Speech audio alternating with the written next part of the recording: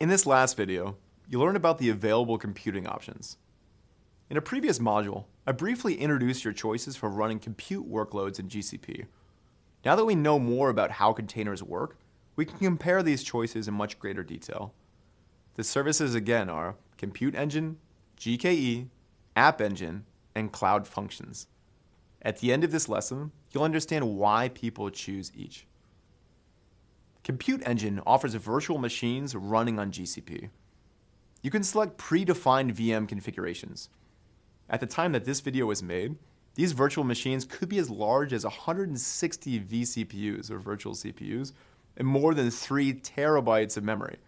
You can also create customized configurations to precisely match your performance and cost requirements. Virtual machines need block storage. Compute Engine offers you two main choices: persistent disks and local SSDs. Persistent disks offer network storage that can scale up to 64 terabytes. And you can easily take snapshots of these disks for backup and mobility. You can also choose local SSDs, which enable very high input-output operations per second. You can place your Compute Engine workloads behind global load balancers that support auto-scaling. Compute Engine offers a feature called Managed Instance Groups. With these, you can define resources that are automatically deployed to meet demand. GCP enables fine-grained control of costs over Compute Engine resources by providing per-second billing. This granularity helps reduce your costs when deploying compute resources for short periods of time, such as batch processing jobs. Compute Engine also offers preemptible virtual machines, or PVMs, which provide significantly cheaper pricing for those workloads that you have that can be interrupted safely. So why do people choose Compute Engine? With Compute Engine, you have complete control over your infrastructure. You can customize operating systems and even run applications that rely on a mix of operating systems. You can easily lift and shift your on-premises workloads into GCP without rewriting your applications or making any changes. Compute Engine is the best option when other computing options don't support your application or requirements. App Engine has a completely different orientation from Compute Engine. App Engine is a fully managed application platform. Using App Engine means zero server management and zero configuration deployments. So if you're a developer, you can focus on building applications and not worry about the deployment part. You can simply upload your code, and App Engine will deploy that required infrastructure. App Engine supports popular languages like Java, Node.js, Python, PHP, C#, .NET, Ruby, and Go. You can also run container workloads. Stackdriver monitoring, logging, and diagnostics, such as debugging and error reporting, are also tightly integrated with App Engine. You can use Stackdriver's real-time debugging features to analyze and debug your source code. Stackdriver integrates with tools such as the Cloud SDK, Cloud Storage Repositories, IntelliJ, Visual Studio, and PowerShell. App Engine also supports version control and traffic splitting. App Engine is a good choice if you simply need to focus on writing code and do not need or want to worry about building a highly reliable and scalable infrastructure. You can focus on building applications instead of deploying and managing the environment. Use cases of App Engine include websites, mobile apps, and gaming backends, and as a way to present a RESTful API to the internet. What's a RESTful API? In short, it's an application program interface that resembles the way a web browser interacts with a web server. RESTful APIs are easy for developers to work with and extend, and App Engine makes them easy to operate. Finally, the main topic of this course, Google Kubernetes Engine. We learned that Kubernetes is an orchestration system for applications in containers. It automates deployment, scaling, load balancing, logging and monitoring, and other management features.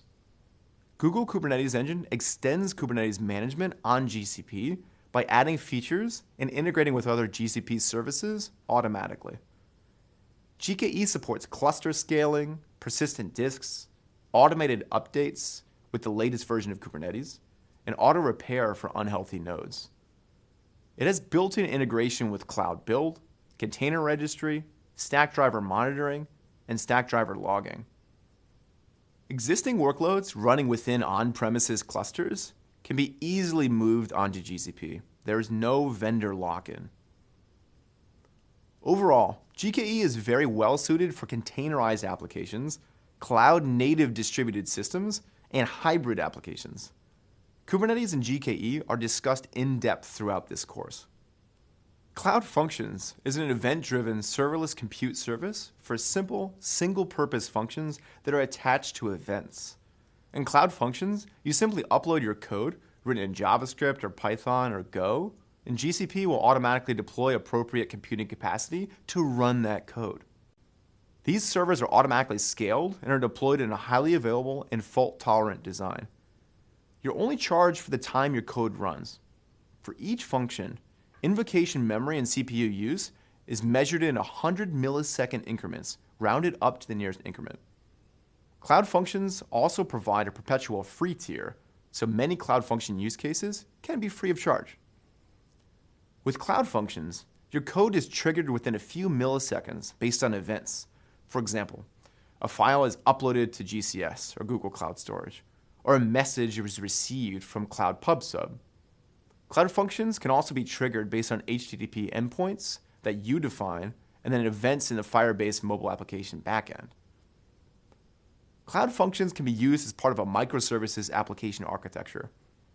You can also build simple, serverless mobile or IoT backends or integrate with third-party services and APIs. Files uploaded to your Google Cloud Storage bucket can be processed in real time. Similarly, the data can be extracted, transformed, and loaded for querying and analysis. GCP customers often use Cloud Functions as part of intelligent applications, such as virtual assistants, video or image analysis, or sentiment analysis. So which compute service should you adopt? A lot depends on where you're coming from.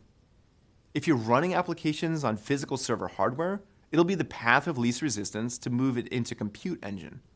What if you're running applications in long-lived virtual machines in which each VM is managed and maintained? In this case, you'll also find moving into Compute Engine is the quickest GCP service for getting your applications into the cloud. What if you don't want to think about operations at all? App Engine and Cloud Functions are good choices. You can learn about the differences between those two in the specialization Deploying Applications with Google Cloud Platform. I hope that this course so far has helped you understand why software containers are so beneficial. Containerization is the most efficient and portable way to package up an application. The popularity of containerization is growing very, very fast. Part of the reason probably why you're taking this course. In fact, both Compute Engine and App Engine can launch containers for you. Compute Engine will accept a container image from you and launch to a virtual machine instance containing it. You can use Compute Engine technologies to scale and manage the resulting VM. An App Engine flexible environment will accept a container image from you and run it in the same no-ops environment that App Engine delivers for code. But what if you want more control over your containerized workloads than what App Engine offers, and denser packaging than what Compute Engine offers? The increasingly popular use case is what GKE is designed to address.